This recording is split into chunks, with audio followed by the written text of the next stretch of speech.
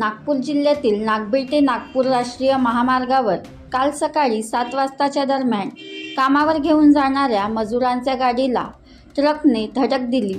यात 30 महिला व पुरुष किरकोळ जखमी झाले तर एका महिलेचा जागीच मृत्यू झाला।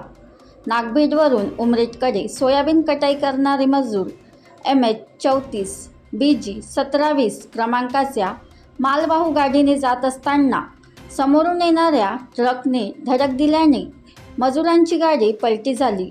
या अपघातात पेंढरी डोंगरगाव गाव परिसरातील नागबीळ तालुक्यातील सर्व मजूर असून जखमींना भुयार येथे प्राथमिक आरोग्य केंद्र तथा पवनी येथील रुग्णालयात जखमींवर उपचार सुरू आहे।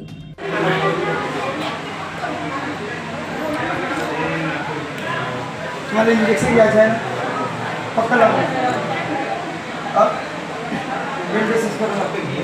तुम्हाला जे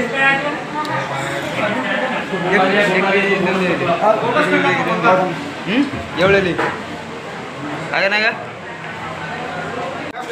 अच्छा, काय कोणाला जास्त लागला का मार पाणी? अच्छा, डगा गाडी स्पीडमध्ये होती का?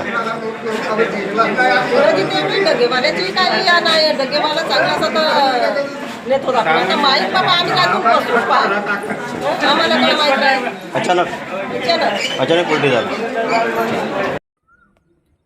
बनवा व्हिडिओ, पाठवा व्हिडिओ, आम्ही तुमच्या न्याय हक्कासाठी लढा देऊ।